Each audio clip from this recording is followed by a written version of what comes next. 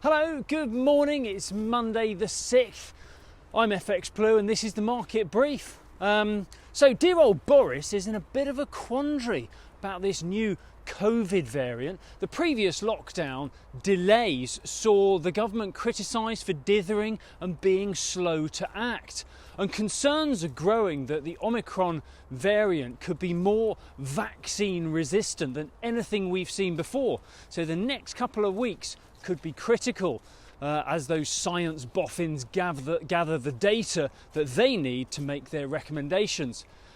We are therefore still some time away from any lockdown, but if the government isn't already scenario planning for the vaccine to be proved ineffective, then the leadership may very well be accused of sleeping at the wheel once again.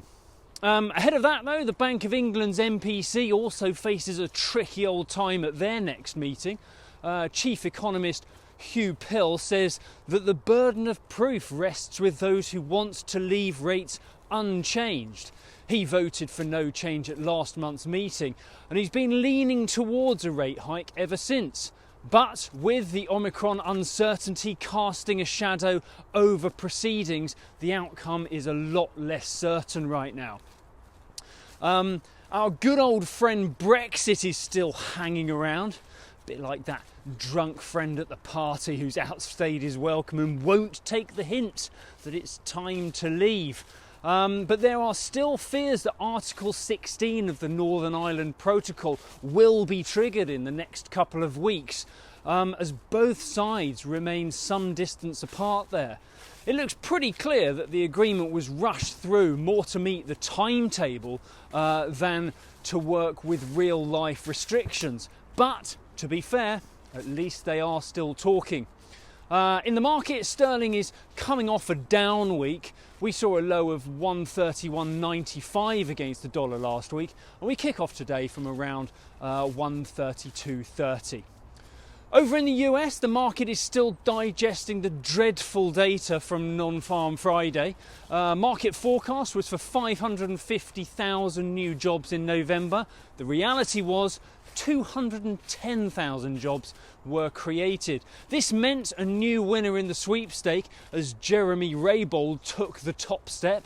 Despite his 400,000 bid being a country mile away from the pin, it was still closer than any of you lot. So them's the rules. Well done, Jeremy. James Bullard has been on from the Fed. He still sees 2 rate hikes next year. He's forecasting a sluggish start to the year with a significant rise in productivity towards the end of Q1.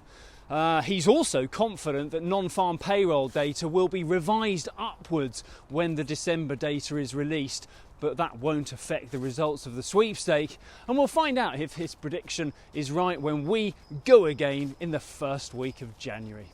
The dollar index, that rally is running out of steam and it's becoming a little overbought. Last week we topped out at 96.65, and there seems to be a degree of selling interest over 96.50, so keep an eye on that. Euro dollar kicks off the new week from around 112.85. That's it from me. Have a great week and do join me again tomorrow. If you do not have a clue, then just tweet through and ask FX Blue.